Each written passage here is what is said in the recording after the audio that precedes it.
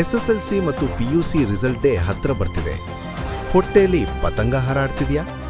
ರಾತ್ರಿ ಸರಿಯಾಗಿ ನಿದ್ದೆ ಬರ್ತಿಲ್ವಾ? ಹಾಗಾದ್ರೆ ಈ ಮಾತು ನಿಮಗಾಗಿ. ಸ್ನೇಹಿತರೆ, ನೀವು ಪಟ್ಟ ಪರಿಶ್ರಮಕ್ಕೆ ತಕ್ಕ ಫಲಿತಾಂಶ ಸಿಕ್ಕೇ ಸಿಗುತ್ತೆ. ಆದ್ರೆ ಒಂದು ವಿಷಯ ನೆನಪಿರ್ಲಿ, ಆ ಮಾರ್ಕ್ಸ್ ಕಾರ್ಡ್ ನಿಮ್ಮ ನೆನಪಿನ ಶಕ್ತಿಯನ್ನು, ಮೆಮರಿಯನ್ನು ಅಳೆಯಬಹುದೇ ಹೊರತು ನಿಮ್ಮ ವ್ಯಕ್ತಿತ್ವವನ್ನಲ್ಲ. 90% ಬಂದ್ರೆ ಖುಷಿ ಪಡಿ. ಒಂದು ವೇಳೆ ಅಂಕ ಕಡಿಮೆ ಬಂದ್ರೆ ದಯವಿಟ್ಟು ಕುಗ್ಗಿ ಹೋಗ್ಬೇಡಿ. ಜೀವನದಲ್ಲಿ ಗೆದ್ದವರೆಲ್ಲರೂ ಟಾಪರ್ಸ್ ಆಗಿರಲಿಲ್ಲ. ಎಷ್ಟೋ ಜನ 35 ಅಂಕ ತಗೊಂಡು ಇವತ್ತು ದೊಡ್ಡ ಸಾಧನೆ ಮಾಡಿದ್ದಾರೆ.